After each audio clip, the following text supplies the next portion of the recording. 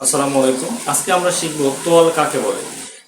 তো আমরা জানি কি, যার দৈর্ঘ্য ও প্রস্থ আছে কিন্তু উচ্চতা বা বেধ নাই তাকে তল বলে। তাহলে আমরা যদি একটু লিখি,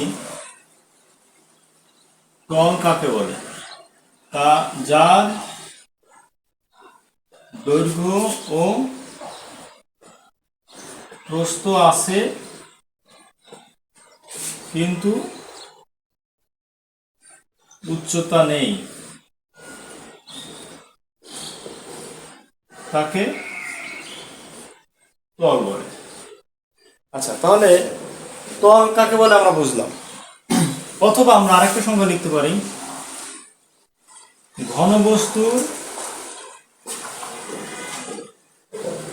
উপরিভাগকে তল বলে। ওকে, এখন তল কত প্রকার সেটা আমরা দেখব। তল আমরা কি জানি, তল দুই প্রকার। কি? সমতল, দুই হলো বক্রতল। তাহলে সমতল কাকে বলে? যে তলের কোথাও উঁচু নিচু নেই তাকে সমতল বলে। এখন সমতল কিরকম, আমরা যদি এটা একটু দেখি, এটার কিন্তু উপরিভাগটা কি সমান, তো এটাকে আমরা কি বলবো, সমতল বলবো। আবার এ পাশটা যদি আসি, এটাও কিন্তু উপরিভাগটা সমান, এটাও কিন্তু একটা সমতল। অথবা আমরা যদি একটা চেয়ার চিন্তা করি, একটা চেয়ার অথবা একটা টেবিল, এটার উপরিভাগ কিন্তু সমান। তো এটা আমরা কি বলেছি, যে তলের কোথাও উঁচু নিচু নেই তাকে সমতল বলে। তো আমরা এটাকে কি বলবো, সমতল। এটা সমতল।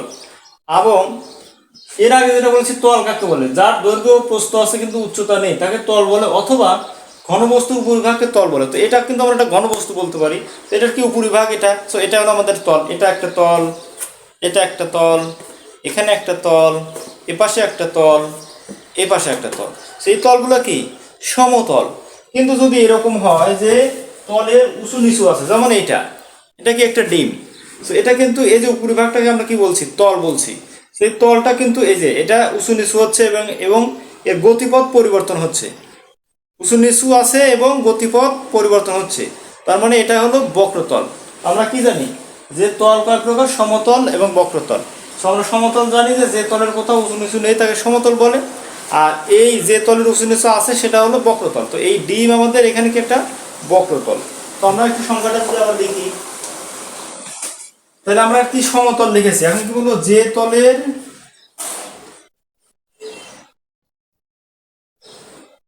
পথ উঁচু নিচু হয় বা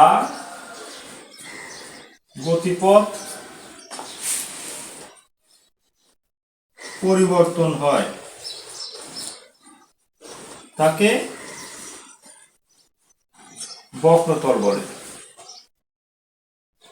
তাহলে আমরা যদি একটু রিভিউ করি, তাহলে আমরা কি বলবো, যার দৈর্ঘ্য এবং প্রস্থ আছে উচ্চতা নেই তাকে কি বলে, তল বলে।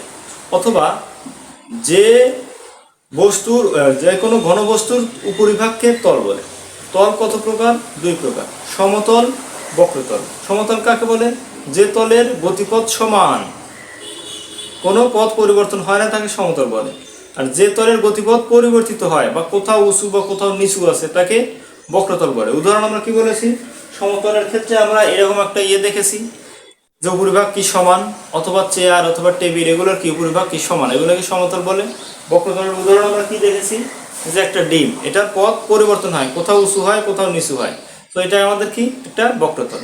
সো আজকে আমরা শিখলাম কি, তল কাকে বলে, তল কত প্রকার ও কি কি এবং এর উদাহরণ। আশা করি অবশ্যই ভিডিওটা বুঝতে পেরেছো। সবাইকে রিকোয়েস্ট করবো, যারা আমার চ্যানেলটাকে এখনো সাবস্ক্রাইব করো নাই, প্লিজ সাবস্ক্রাইব মাই চ্যানেল। আজকের মতো এখানে শেষ করছি। আল্লাহ হাফেজ, আসসালামু আলাইকুম।